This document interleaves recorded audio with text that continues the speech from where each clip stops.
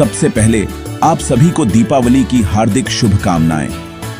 एक बार फिर भारत ने दुनिया को चौंका दिया है, क्योंकि जब पूरी दुनिया डिजिटल करेंसी और क्रिप्टो करेंसी की दिशा में बढ़ रही है, तब भारत ने भी अपना ऐतिहासिक कदम उठा लिया है। दरअसल सरकार लंबे समय से भारतीय रिजर्व बैंक द्वारा गारंटी शुदा डिजिटल करेंसी पर काम कर रही थी और अब भारत का अपना डिजिटल रुपया सामने आ चुका है।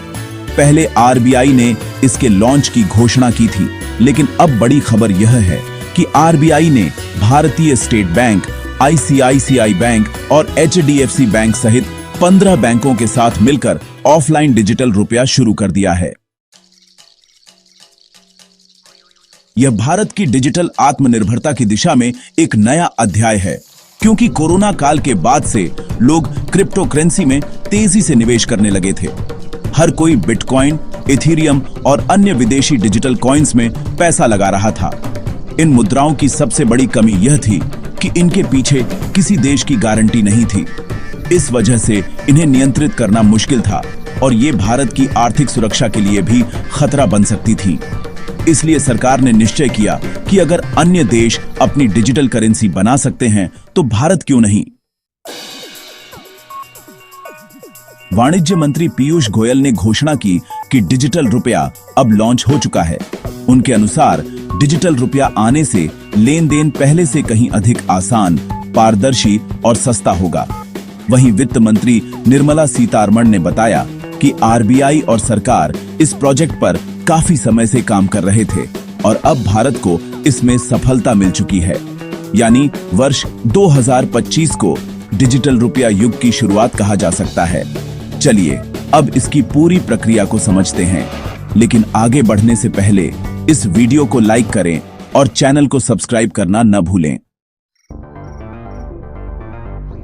देखिए, यूनिफाइड पेमेंट्स इंटरफेस यानी यूपीआई और डिजिटल रुपया में फर्क समझना बहुत आसान है। मान लीजिए मुकेश को सुधीर को 100 रुपये भेजने हैं। यूपीआई के जरिए यह पैसा मुकेश के बैंक खाते से निकलकर सुधीर के बैंक खाते में जाता है, लेकिन डिजिटल रुपया में यह पैसा सीधे मुकेश के डिजिटल वॉलेट से सुधीर के डिजिटल वॉलेट में चला जाएगा। यानी कोई बैंक बीच में नहीं आएगा, न कोई इंतजार होगा, न कोई पेमेंट फेलियर और न ही कोई झंझट। यही है असली डिजिटल क्रांति। डिजिटल रुपया भारतीय रिजर्व बैंक द्वारा जारी किया गया है, बिल्कुल वैसे ही जैसे नोट छपते हैं। फर्क सिर्फ इतना है कि यह अब कागज की बजाय डिजिटल रूप में होगा। इसका फायदा यह है कि लेन देन तुरंत होगा, पारदर्शिता बढ़ेगी, नोट छपाई की लागत घटेगी और पर्यावरण को भी लाभ मिलेगा। यानी डिजिटल रुपया सुरक्षा, गति और आत्मनिर्भरता तीनों का संगम है। अब सवाल यह उठता है कि भारत को डिजिटल रुपया की जरूरत क्यों पड़ी। दरअसल वर्ष 2024 में भारत ने क्रिप्टो करेंसी पर 30% टैक्स लगाकर यह स्पष्ट संकेत दिया था कि सरकार क्रिप्टो को बैन नहीं करेगी, लेकिन नागरिकों को एक सुरक्षित और कानूनी विकल्प देगी। क्योंकि क्रिप्टो से जुड़ी सबसे बड़ी चिंताएं हैं मनी लॉन्ड्रिंग, आतंकवाद को मिलने वाली फंडिंग, टैक्स चोरी और आर्थिक अस्थिरता का खतरा। इसीलिए डिजिटल रुपया केवल एक तकनीकी नवाचार नहीं, बल्कि राष्ट्रीय आर्थिक सुरक्षा का हिस्सा बन गया है। अब भारत का पैसा भारत की गारंटी के साथ सीधे नागरिकों के डिजिटल वॉलेट में रहेगा। वैश्विक स्तर पर भी यह कदम बहुत बड़ा है। संयुक्त राज्य अमेरिका पहले से स्थिर कॉइन्स यानी स्टेबल कॉइन्स पर काम कर रहा है। चीन ने अपना डिजिटल युआन लॉन्च कर दिया है। अब भारत का डिजिटल रुपया इस वैश्विक दौड़ में एक नई ताकत बनकर उभरा है। यह केवल वित्तीय सुधार नहीं, बल्कि भारत की डिजिटल आत्मनिर्भरता का ऐलान है। डिजिटल रुपया आने से न केवल पेमेंट सिस्टम और तकनीक में सुधार होगा, बल्कि पर्यावरण को भी लाभ मिलेगा, क्योंकि कागजी नोट की छपाई और ढुलाई की लागत घटेगी। यानी डिजिटल रुपया सुरक्षा, गति और आत्मनिर्भरता तीनों लेकर आया है। अब भारत की आर्थिक मजबूती की बात करें तो यह केवल डिजिटल रुपया तक सीमित नहीं है। भारत का सोना भी उसकी आर्थिक शक्ति की सबसे बड़ी पहचान है।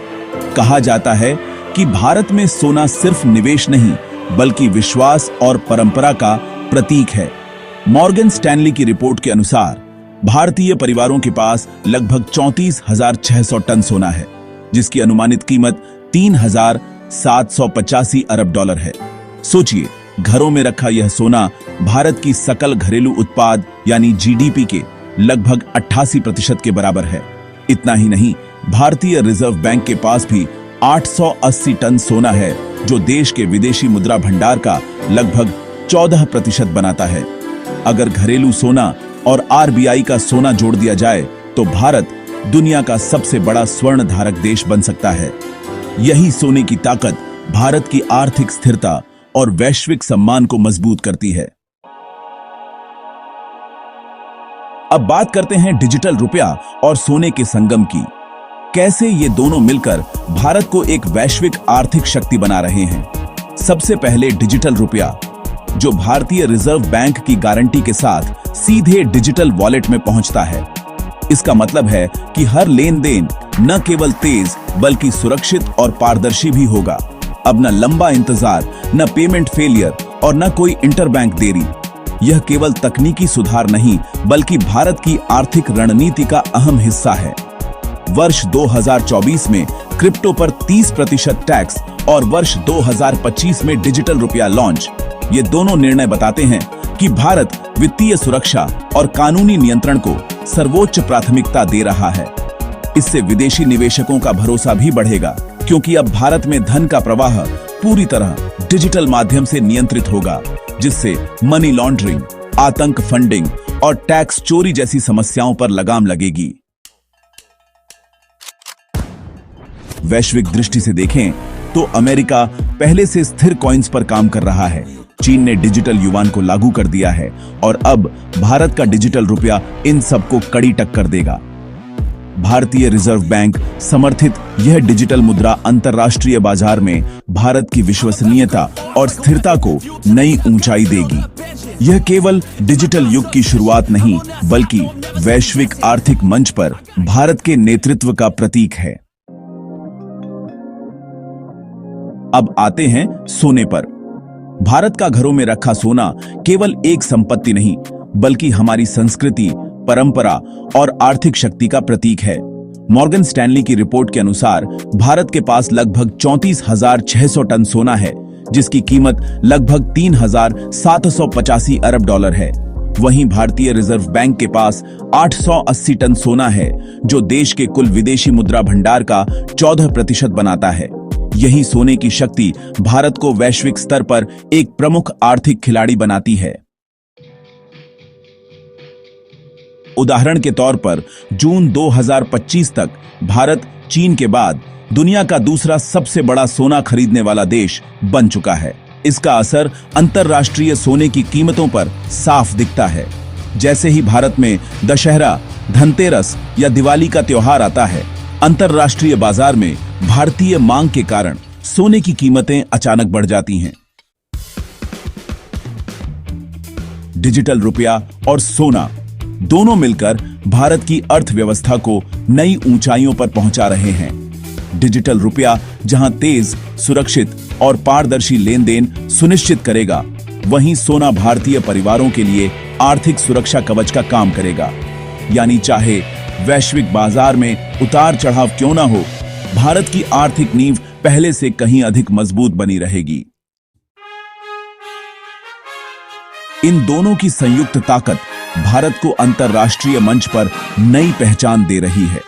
भारत अब केवल एक उभरती हुई अर्थव्यवस्था नहीं बल्कि तकनीक और वित्त दोनों क्षेत्रों में अग्रणी राष्ट्र बन रहा है।